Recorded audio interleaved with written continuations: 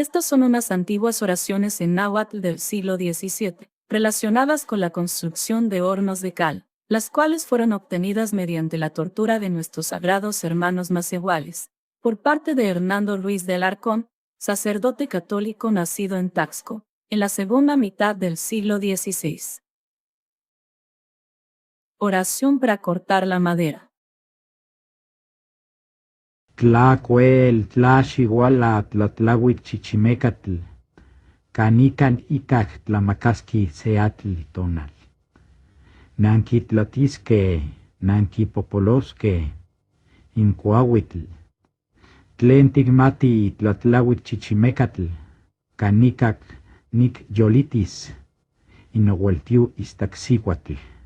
Amo tiquimelehui sin tlamacasque, nican nikin huicatinemi, amo esoque, amo tlapaloque, nomatca nehuatl, nina hualtecuctli. Oración para empezar a armar el horno, con una base de leña. Tlacuel tlaxihuala tlamacasqui, seatl itonal. Tlaximotecati innonahualtexcalco, oncantipoctis, oncantiayauctis, oncanyolis, oncantlacatis, inohueltiu istaxihuatl. Oración para depositar la piedra en el horno.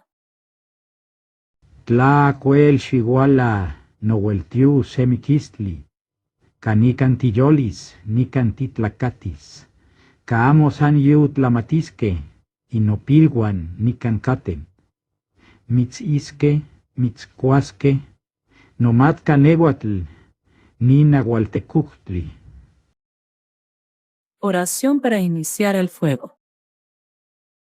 Tlacuel tlaxihuala nota nahuiacatl, milintica tzoncostli, teteoinan, teteointa. Tlaxihualbuian yeonicanato no chochipetl, inipan timotlaliti, telamoti huescahuati, santi isiucti, santi tlacuati, san isiuccatigualas, yolis, tlacatis inistaxihuatl, canican mitz chixticaten, inopilbuan, amusanaca, nimatca nehuatl ninahualtecuhtli. Oración para animar el fuego. Tlacuel xiguala inohueltiu, xoxohuixihuatl, tlaxigualisihuiti, magualisihui nota, nahuiacatl, milintica.